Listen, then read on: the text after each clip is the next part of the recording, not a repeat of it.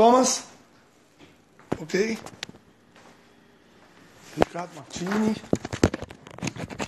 Muito bem. Estão conseguindo me ouvir aí? Dá um ok. Tá.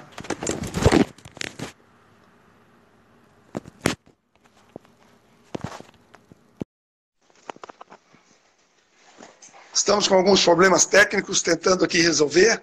Aguardando o Thomas. Parece que o Thomas vai aparecer.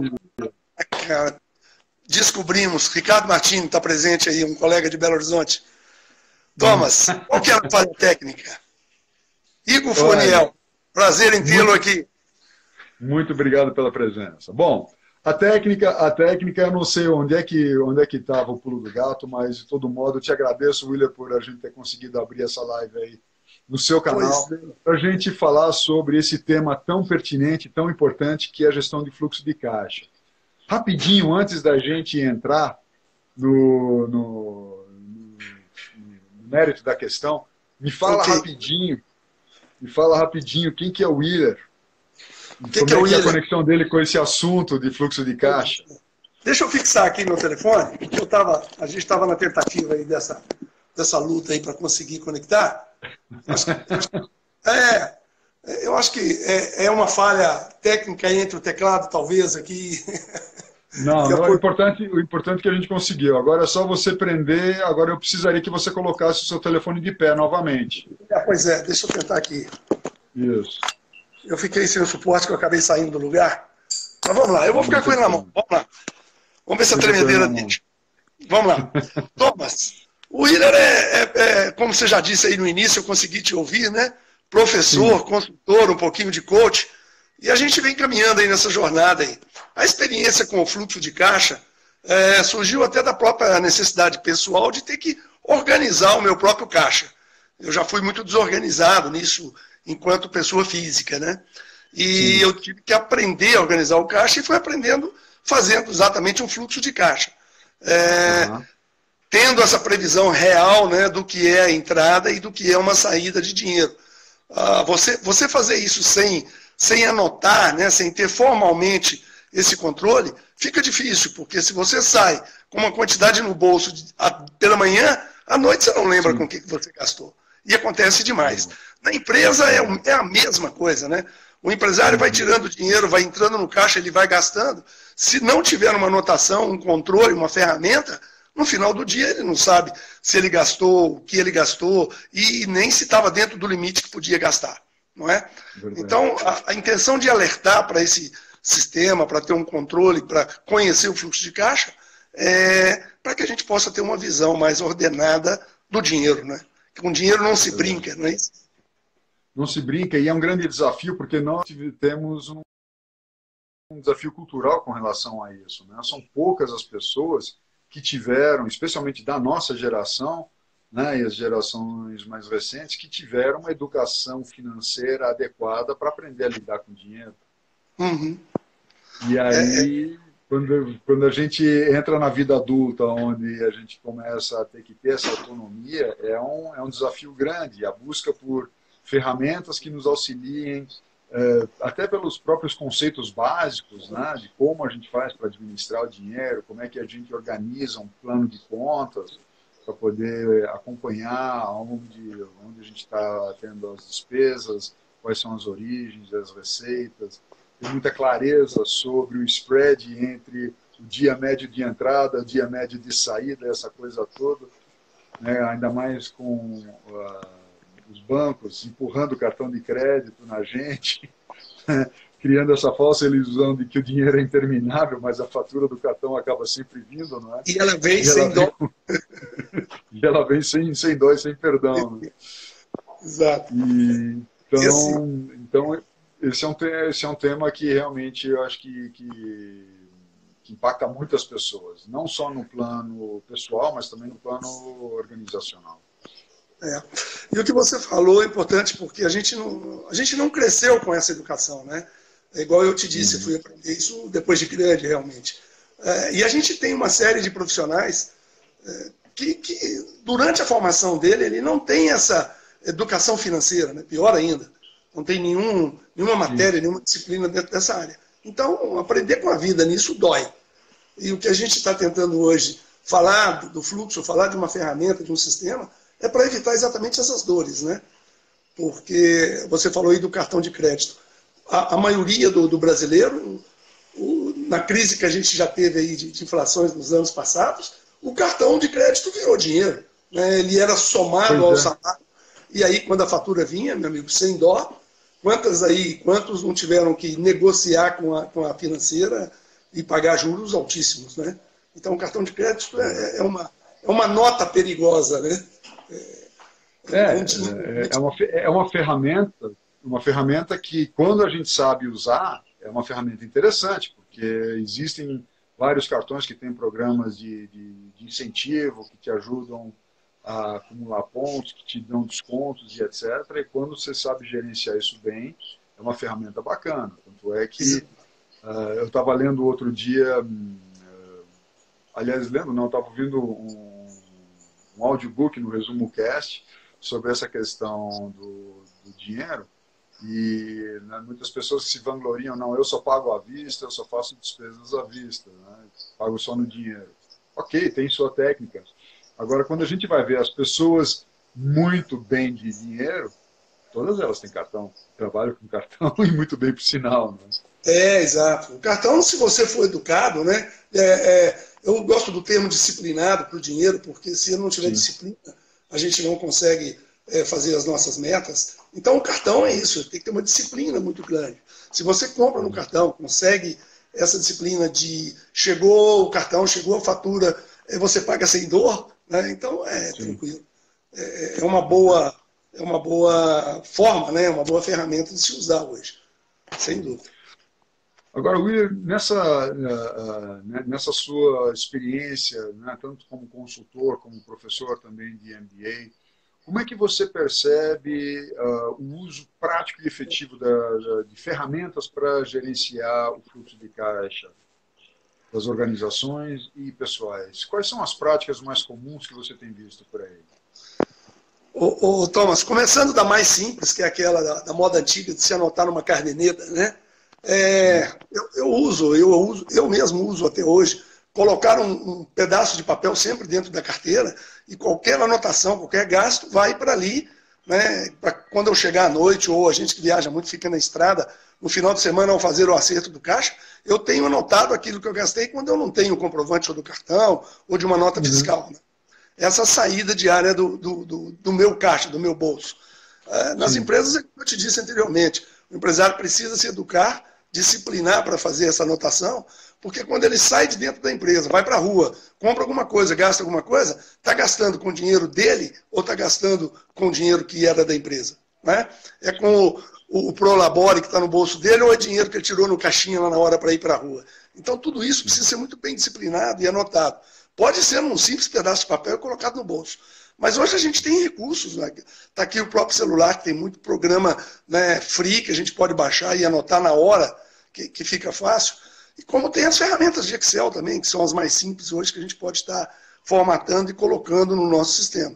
Para quem não tem e não gosta de mexer com o computador, com uma planilha Excel, é o papelzinho mesmo, é o caderno, é as colunas, entrada, saída e saldo. Né? Sem dúvida. Agora, existem ferramentas simples dentro do Excel que a gente pode fazer, que ela acopla uma DRE, né, um demonstrativo de resultado, para que a gente possa começar a ter um histórico ou dados para que a gente possa fazer uma análise mais concisa desses números, né, desse dinheiro. Sim. Verdade, verdade. E pela experiência que você acumulou ao longo dessa sua jornada, a organização, né, das despesas e das receitas, como é que as pessoas costumam fazer? O que você tem visto aí as pessoas fazendo? Como é que elas organizam aí, categorizam as suas despesas e as suas receitas? Nas empresas, a gente defende aí criar os centros de custo, né? Como diz o nosso parceiro Igor Fournier, aí o centro de lucro, né? Porque tem que dar lucro, não é só custo.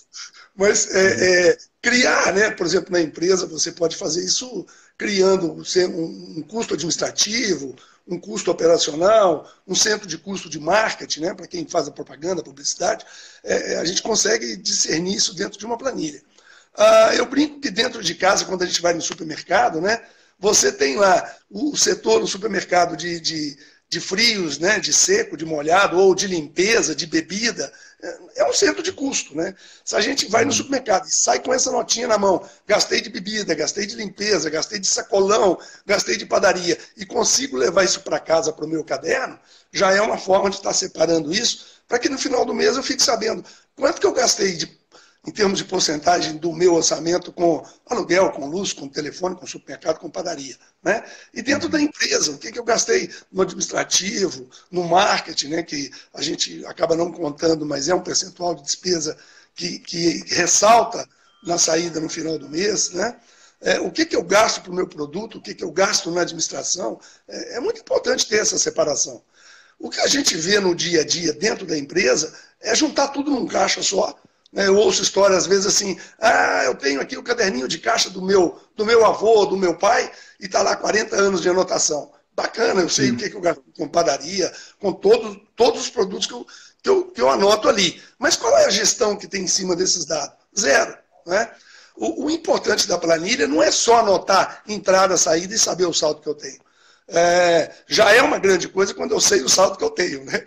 Mas, assim, é pegar esses números separados, igual você falou aí, como que eu separo isso? Né? Para o departamento, para o setor, para o centro de custo, para que a gente possa fazer uma análise. Né? Onde eu posso mexer, gastar, trabalhar, investir. Né? Às vezes eu estou gastando muito num determinado centro de custo, eu posso remanejar aquilo e julgar para outro que às vezes esteja precisando de mais investimento.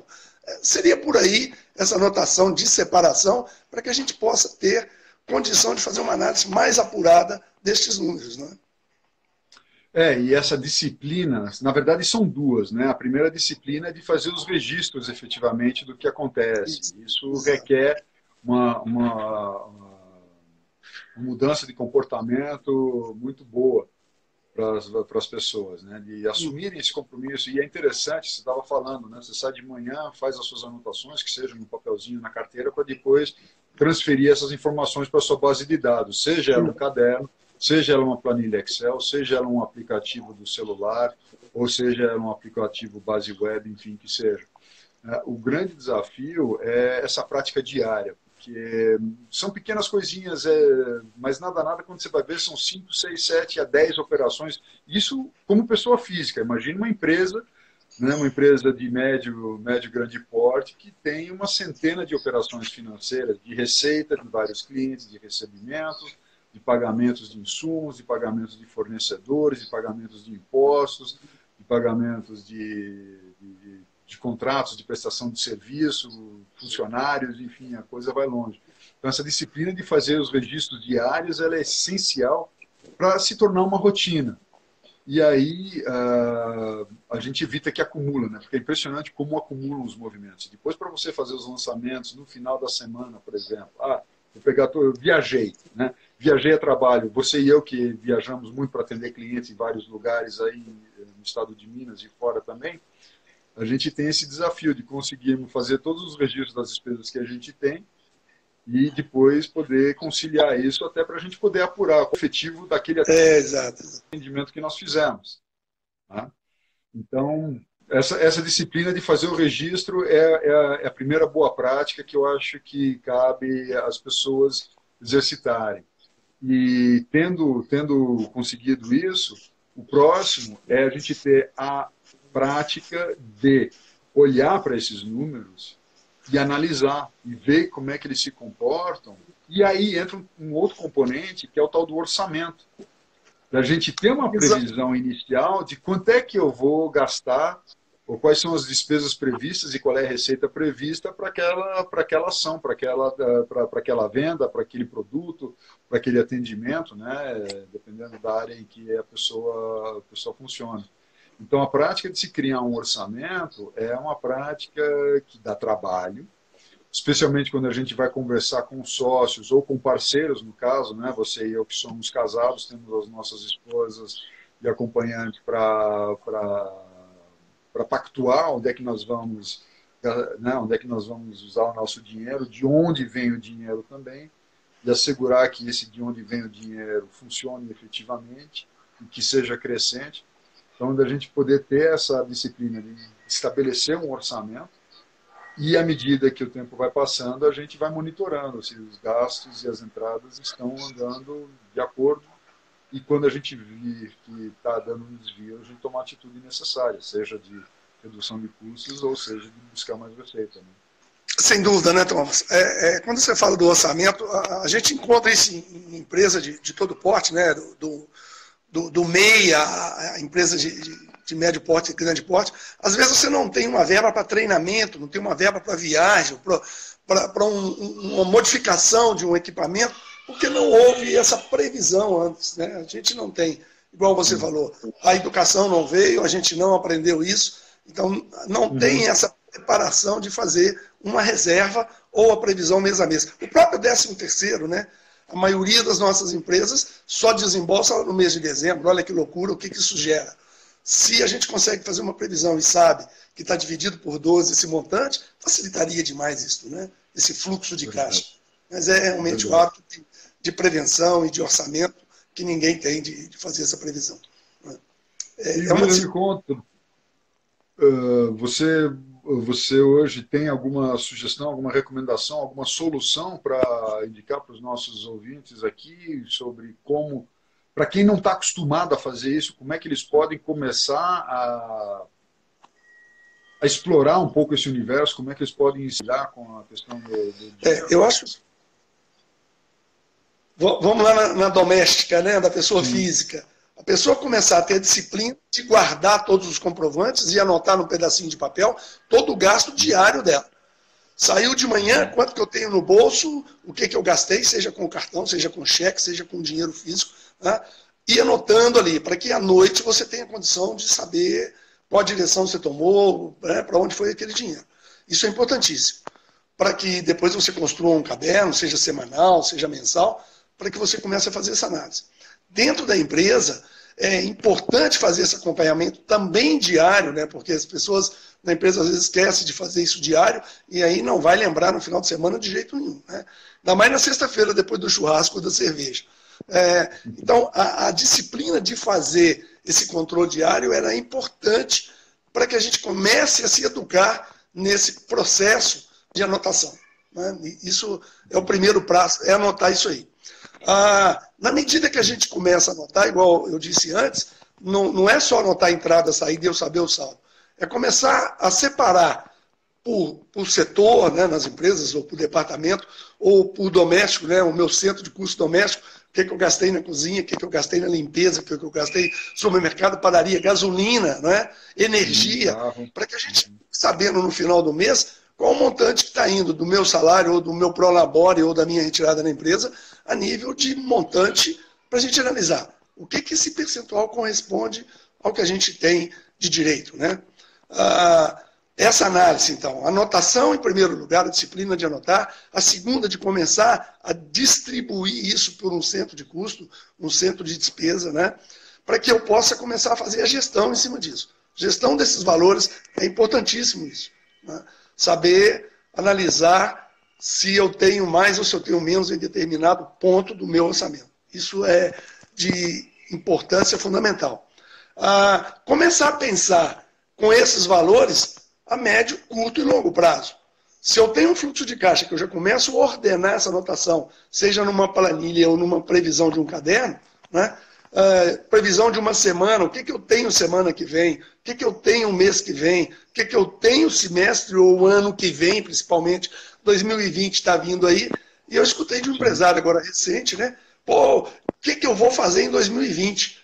Eu já sei que eu vou fechar no prejuízo esse ano. Ótimo, porque se ele já sabe que vai fechar no prejuízo, já é um ganho, né, que eu falo. Agora, quanto que eu vou fechar no prejuízo? Dá para diminuir esse prejuízo agora em novembro e dezembro? Né? Porque se eu sei que está no prejuízo, eu posso tentar diminuir esse prejuízo quando eu tenho os números, quando eu sei onde eu estou gastando mais ou menos, né? Então, para o ano que vem, se eu já sei que eu vou entrar negativo, vai exigir um esforço e uma disciplina maior para que eu não faça do ano que vem o mesmo que ocorreu esse ano. Então, eu saber onde eu gastei, como eu gastei, quanto eu posso gastar em cada setor ou cada departamento, isso é importantíssimo. Então, essa disciplina de anotação, de começar a analisar os dados, né, de fazer essa gestão de médio, curto e longo prazo, e aí médio, curto e longo prazo vai caber a cada um, né, o que é médio e longo prazo para mim, pessoa física, para a empresa, não é? Pequena, média ou grande. Então, definir isso aí. Né? Eu acho que a gente tem que ter uma visão hoje em Brasil, né, de pelo menos 2 anos. Né? 3 anos é uma média legal para a gente pensar já médio e longo prazo aqui, né? Porque o curto é amanhã, né? O que eu vou fazer com o meu dinheiro amanhã? Então, assim, essas dicas elas são fundamentais, né? Para pessoa física e para a empresa começar a organizar. A gente que está no interior, Thomas, eu falo que a gente é brasileiro, mineiro, interiorano, né? E mineiro também é muito desconfiado, mas é ter cuidado com o nosso crédito. Aqui na minha cidade tem um tal de notinha, que também arrebenta com a empresa. Né? Quando você olha, está tudo na notinha, está tudo no papelzinho. E não são valores pequenos. Eu já cheguei em empresa que tem 50 mil reais anotado ali. E notinha é aquela história, o cara chega na quinzena, ou depois do dia 10, quando recebe, ou no final do mês, e fala assim, abate 50 aí e joga o resto para o mês que vem. Isso é outro dando assim, né, muito preocupante para o pequeno empresário. Ele acaba ficando descapitalizado, sem capital de giro e tudo mais.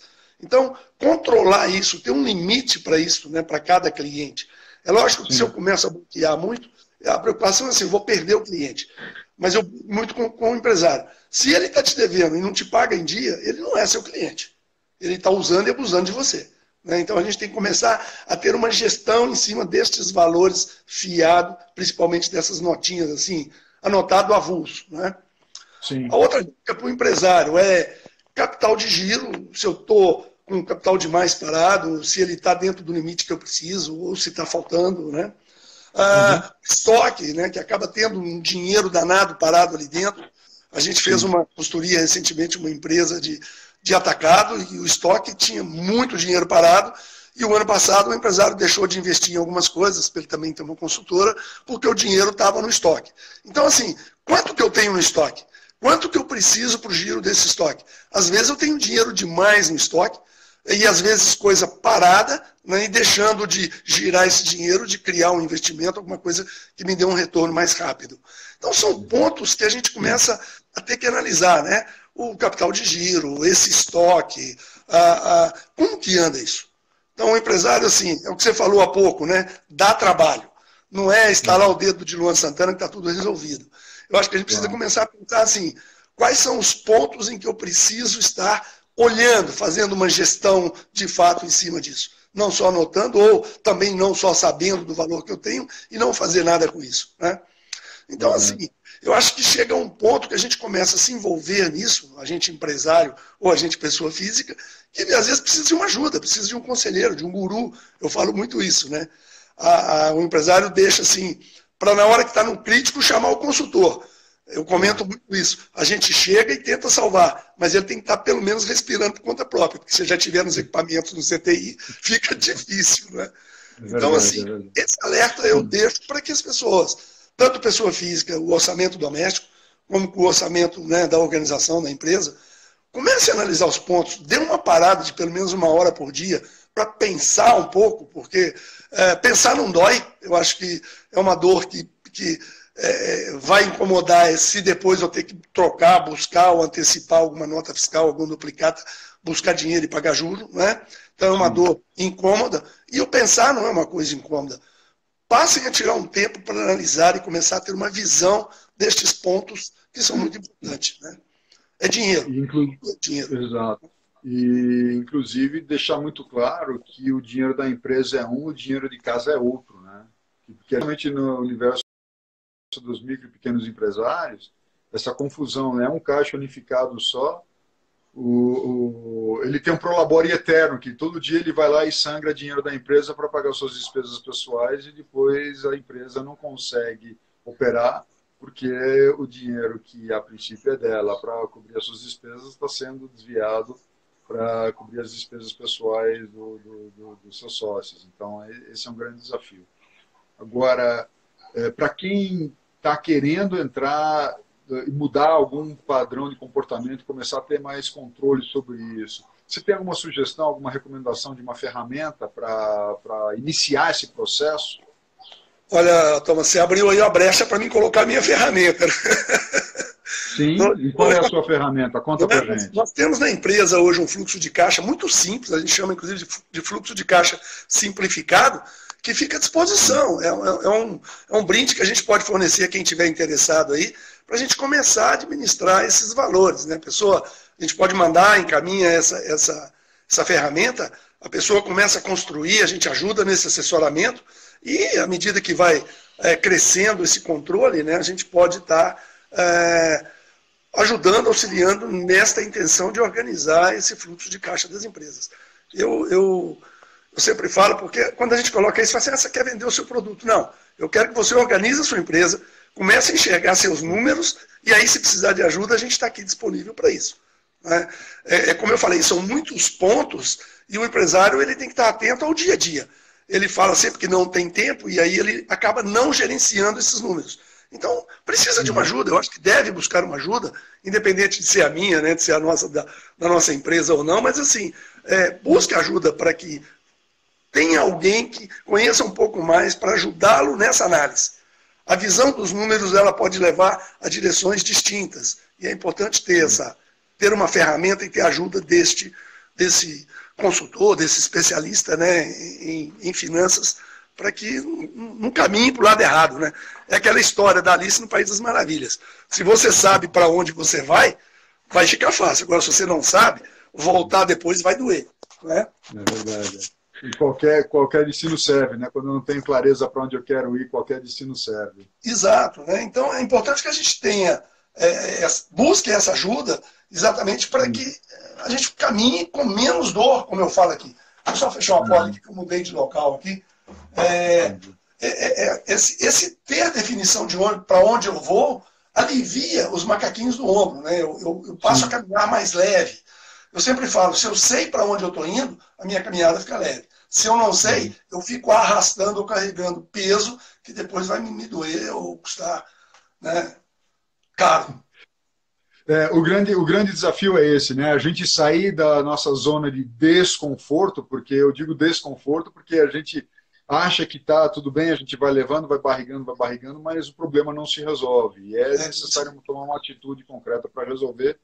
E eu vejo que você tem essa ferramenta aí para poder oferecer para as pessoas. Filha. Quem tiver interesse em aprofundar mais, como é que te acha, onde te procura, para poder ter acesso a essas informações e para você poder começar a iniciar um trabalho de orientação financeira para ajudar essa pessoa que precisa resolver a sua questão financeira. Thomas, vamos deixar aí o telefone registrado e você também pode colocar lá depois, que você deve estar gravando isso. Coloca o link nosso lá da TWS Consult, que é a nossa empresa que está com a ferramenta disponibilizando, né? E o telefone é 37-99113-6099. A gente tem uma hora para dormir, mas 24 horas, 7 dias por semana, a gente está disponível aí. Hoje a gente está entrando aí com o nosso parceiro Igor Forniel numa consultoria híbrida, né, que está sendo chamada aí, uma plataforma onde o nosso cliente tem acesso aos nossos especialistas com maior facilidade, e essa ferramenta também vai estar disponível nessa plataforma. Então, se tem interesse em começar a organizar, ou deseja organizar, ou aprofundar na sua empresa, vamos lá, a TWS está aí para ajudar, e a gente vai ter o maior prazer em estar contribuindo aí com as nossas experiências. Dinheiro Maravilha. O e-mail da TWS é contato@twsconsult.com.br, não é isso? Eu vou até digitar aqui nos comentários. Exatamente. Deixa aí colocado. E qual seria uma outra maneira da pessoa entrar em contato contigo, William, para poder ter mais informações sobre como organizar suas finanças? Thomas, nesse momento, vamos usar esse telefone e esse e-mail de contato, que eu acho que facilita mais até para a gente direcionar isso aí.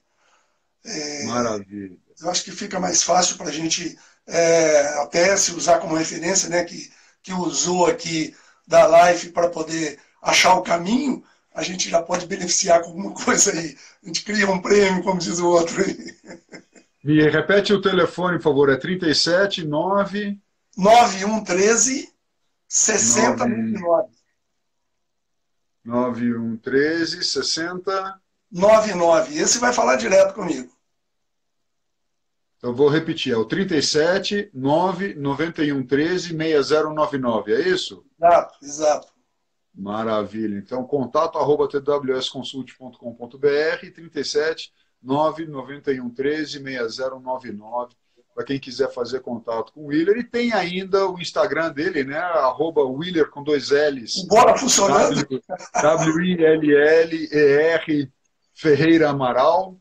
Isso aí. Então, o Willer vai poder estar auxiliando quem estiver buscando ajuda nesse sentido da gestão financeira, pessoal e profissional, com uma ferramenta muito bacana, que é uma ferramenta bem intuitiva, com todo um processo e toda uma consultoria estruturada, passo a passo, que vai ajudar você a resolver essa questão.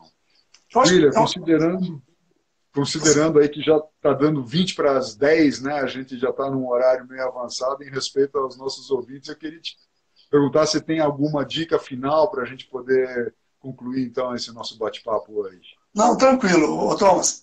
Aproveitando aqui já o encerramento, pedir desculpas às pessoas aí desse atropelo que houve no início, né? A gente vai evitar isso aí numa próxima, com certeza, a gente vai acertar esses detalhes.